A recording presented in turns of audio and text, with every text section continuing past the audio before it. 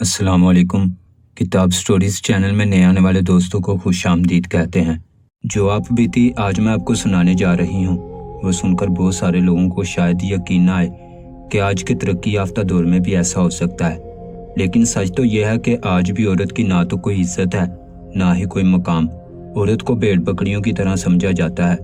بہت سارے ایسے علاقے ہیں جہاں پر آج بھی عورت اپنے حقوق کے لیے آواز نہیں اٹھا سکتی، جہاں عورت کی زندگی کا فیصلہ وہ خود نہیں بلکہ جاگیردار اور وڈیرے کرتے ہیں۔ ایک باپ جو اپنی بیٹی کی زندگی کا عزت کا محافظ اور رکھوالا ہوتا ہے، جب باپ جیسے محافظ کے دل میں کھوٹ آ جائے تو عورت کی عزت کہیں محفوظ نہیں رہ سکتی۔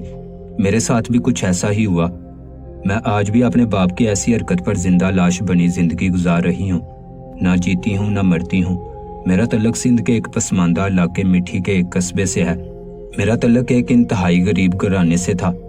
جب سے میں نے ہوش سنبھالی، میری ماں اور میرا باپ وڈیرے کے گھر کام کاج کر کے ہمارا پیٹ پالتے تھے۔ جیسے ہی میں تھوڑی بڑی اور سمجھدار ہوئی، میری ماں نے مجھے بھی اپنے ساتھ کام کاج میں ہاتھ بٹانے کے لیے اس کی حویلی میں لے جانا شروع کر دیا۔ مجھ سمیت میرے سارے گھر والے قصبے کے ایک بہت بڑے وڈیرے کا ہم ملازمت کرتے تھے، جو کہ ایک بہت ہی ظالم اور جابر سخت دل انسان تھا۔ اس کی عمر 55 سے 60 کے درمیان تھی۔ دراز قد، سخت لہجہ، باروب آواز، اس عمر میں بھی اپنی بڑی بڑی گنی مونچھوں کو تاؤ دیے ہوئے وحشت ناک شخصیت کا مالک تھا، جسے دیکھ کر گاؤں والوں میں بھی خوف کی ایک لہر دوڑ جاتی۔ وڈیرے کے گھر میں اس کی 2 بیویاں، بچے، ایک بیوہ باپی اور دیگر ملازم رہتے تھے۔ میرے گھر کی عورتیں، جس میں میری ماں، میری 2 بہنیں اور میں شامل تھی، وڈیرے کے گھر کا کام کاج کرتی تھی اور میرا باپ باہر کے سارے کاموں کی ذمہ داری سر انجام دیتا تھا۔ مجھے لوگوں کے گھروں میں کام کرنا اچھا نہیں لگتا تھا، مگر مجبوری تھی، کام نہ کرتے تو کھاتے کہاں سے۔ یہاں کام کرتے کرتے میری عمر اب 16 سال ہو چکی تھی۔ ایک بات جو میں نے واضح طور پر محسوس کی وہ یہ تھی کہ اکثر جب میں اپنے کام کاج میں مصروف ہوتی، وڈیرے کی گندی اور ناپاک نظریں میرا پیچھا کرتی۔ ہر وقت ٹک ٹکی باندھے مونچھوں کو تاؤ دیتے ہوئے وہ مجھے گھورتا رہتا۔ مجھے سخت ناگواری محسوس ہوتی، مگر شکوہ نہ کرتی۔ شکوہ کرتی بھی تو کس سے؟ کون سنتا میری؟ مجھے اس انسان پر شدید غصہ آتا۔ ایک دفعہ میں بڑی بی بی جی کا کمرہ صاف کر رہی تھی، تبھی وہ خبیث انسان وہاں پہنچ گیا۔ مجھے کمرے میں اکیلا دیکھ کر وہ میرے کمرے میں آیا اور دروازہ بند کر دیا۔ میرا دل زور زور سے دھڑک رہا تھا۔ شیطانی ہنسی ہنستے ہوئے وہ میرے قریب آنے لگا۔ میں گھبرا کر پیچھے ہٹی تو اس نے میرا ہاتھ تھام لیا۔ میں بہت گھبرا رہی تھی، پتہ نہیں میرے ساتھ کیا ہونے والا تھا۔ میرے سر پر موجود دوپٹے کو اس نے ہٹایا، مجھے بیڈ پر دھکیل کر خود میرے اوپر آنے لگا۔ میں نے چلانے کی کوشش کی تو میرے منہ پر ہاتھ رکھ دیا۔ اتنے میں دروازے پر دستک ہوئی، میری جان میں جان آئی۔ میں جلدی سے اٹھی، بی بی جی اندر آئیں اور مجھے اس حالت میں دیکھ کر غصے سے مجھے گھورنے لگی اور ایک نظر وڈیرے پر ڈالی جو مونچھوں کو تاؤ دیتے ہوئے مجھے گھورے جا رہا تھا۔ اس کی خبیث ہنسی پر غصہ آ رہا تھا، مگر ہم غریبوں کو کوئی حق نہیں غصہ کرنے کا۔ بی بی جی غصے سے بولی کہ تم یہاں کیا کر رہی ہو، دفع ہو جاؤ یہاں سے۔ میں روتی ہوئی کمرے سے باہر آ گئی، اپنی اماں کے پاس جا کر انہیں ساری بات بتا دی۔ مجھے حیرت ہوئی، اماں بھی مجھ پر ہی غصہ ہونے لگی۔ بولی چپ کر جا منحوس، نوکری سے نکلوائے گی کیا؟ ماں باپ ہیں یہ ہمارے، تو ویسے بھی کام چوری کے بہانے ڈھونڈتی ہے، تیرا دل نہیں کرتا کام کرنے کو؟ اماں سمجھی میں جھوٹ بول رہی ہوں۔ میں سارا دن روتی رہی۔ اس واقعے کے بعد وڈیرے کی حرکتوں میں اضافہ ہوتا چلا گیا۔ وہ مجھے ہر طرح سے تنگ کرنے کی کوشش کرتا رہتا اور میں ہر بار بے بس ہوتی۔ کبھی میرا ہاتھ پکڑ لیتا، کبھی میرا دوپٹہ کھینچتا، بہانے سے مجھے ہاتھ لگانے کی کوشش کرتا۔ اور کسی کو تو نہیں، ہاں مگر بڑی بی بی جی کو شک ہونے لگا۔ میں ان کی نظروں میں کھٹکنے لگی، بات بات پر مجھے ذلیل کرتی، مجھے بے عزت کرنے کا کوئی موقع ہاتھ سے نہ جانے دیتی۔ میں اس ساری صورتحال سے بہت تنگ تھی، مگر ابھی شاید میرے لیے اور امتحان باقی تھے۔ ایک دن میرے ابا کو وڈیرے نے بلا لیا اور کہا اپنی بیٹی کا نکاح میرے ساتھ پڑھا دے۔ یہ سن کر میرے ابا سوچ میں پڑ گئے اور سر جھکا کر خاموش ہو گئے۔ انہیں پہلے تو سمجھ نہیں آیا کہ کیا جواب دیں۔ پھر بولے صاحب جی وہ تو ابھی بہت چھوٹی ہے۔ ابھی ابا نے اپنی بات پوری نہیں کی تھی کہ اسے غصہ آ گیا اور بولا اب اتنی بھی بچی نہیں ہے، میرے سامنے انکار کی ہمت نہیں تجھ میں۔ ابا بولے نہیں میں انکار نہیں کر رہا، وہ بس۔ ایک بار پھر اس نے ابا کی بات کاٹی اور بولا دیکھ تو ایک غریب انسان ہے، تیری بیٹی بیاہ کے وڈیرے کے گھر آ جائے گی، تجھے اور کیا چاہیے؟ मैं तेरी बेटी के एवज तुझे भारी रकम दूंगा। पैसों की बात सुनते ही मेरे अब्बा के चेहरे पर जोशी छा गई और बोले, साहब जी आप जैसा चाहेंगे वैसा ही होगा।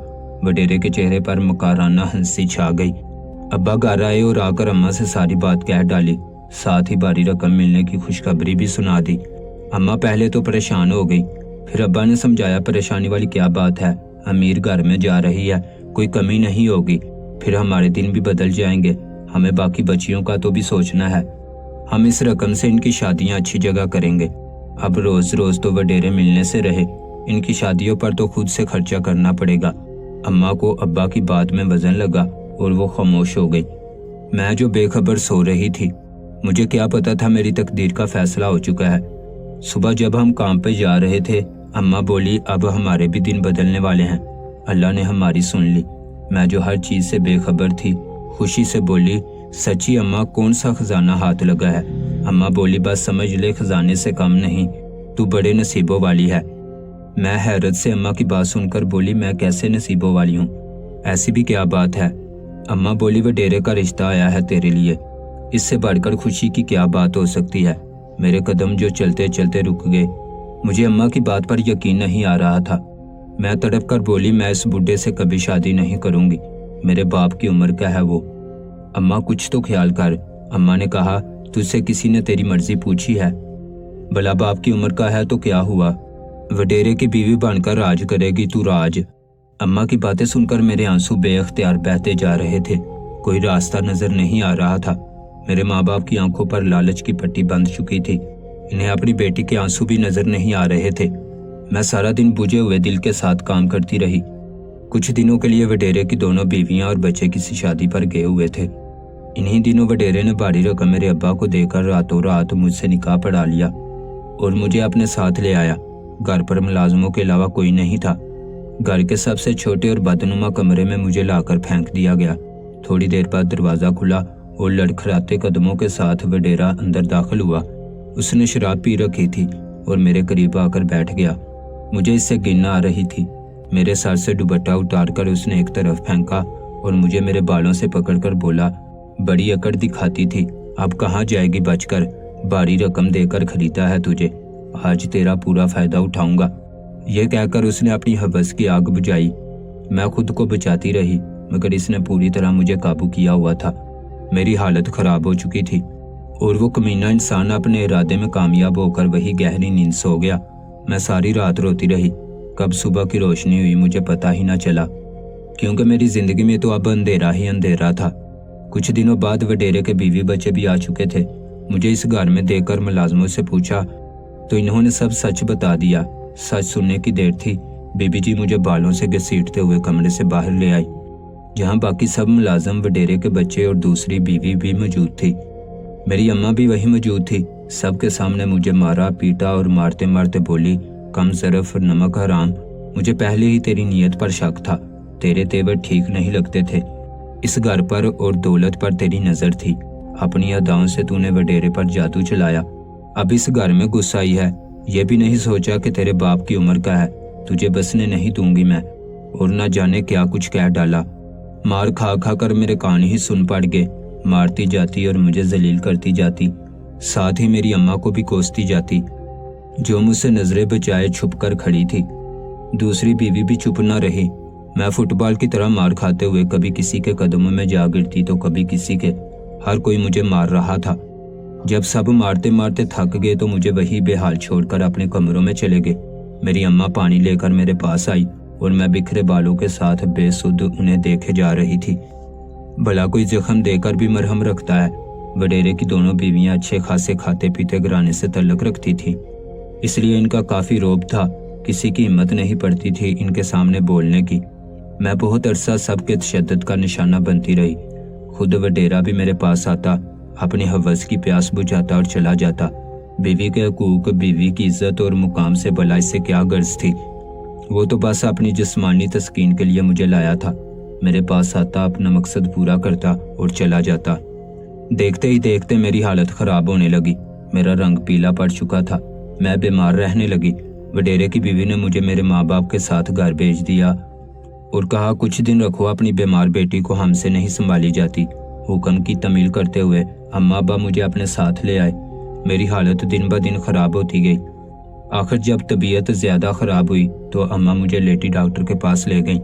इसने मेरा मुआयना किया और बताया कि मैं उम्मीद से हूँ। मुझ पर तो जैसे ये खबर पहाड़ बनकर गुजरी। अम्मा ने अब्बा को बताया और कहा, किसी तरीके से ये खबर वडेरे तक पहुँचा दो, अपनी औलाद का सुनकर ज़रूर खुश होगा। अब्बा हिम्मत करके वडेरे के पास गया। बड़ी हिम्मत करके कहा, साहब जी आपसे बड़ी ज़रूरी बात करनी है। वो बड़े रोब से बोला, हाँ बोलो क्या बात है, अब क्या चाहिए तुम्हें। अब्बा बोले, साहब जी आप बाप बनने वाले हैं। मेरा मतलब मेरी बेटी उम्मीद से है। यह सुनना ही था कि वडेरा गुस्से से आग बगोला हो गया और गर्जदार आवाज़ में बोला, किसका गंद मुझ पर डाल रहे हो। तुम छोटे लोगों की चालों का अच्छी तरह अंदाज़ा है मुझे। पता नहीं किस किस से पैसे लेकर कहाँ कहाँ मुंह मारा होगा तेरी बेटी ने, इसीलिए मैं तुम छोटे लोगों को मुंह नहीं लगाता।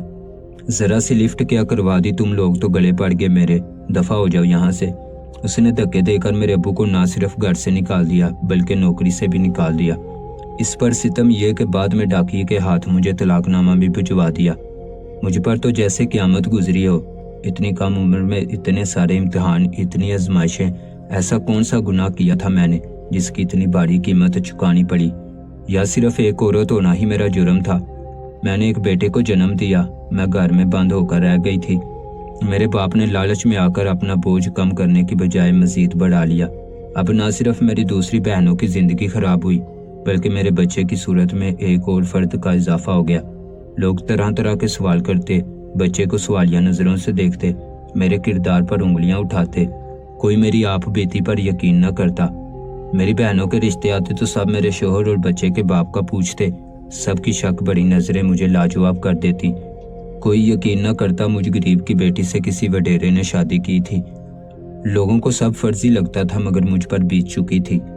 आज भी मैं जिंदा लाश बने माँ बाप के घर बाकी की ज़िंदगी गुजार रही हूँ। बड़ी मुश्किलों से अपने बच्चे के लिए घर से निकली क्योंकि अम्मा अब्बा ने मेरे बच्चे की जिम्मेदारी उठाने से साफ इनकार कर दिया।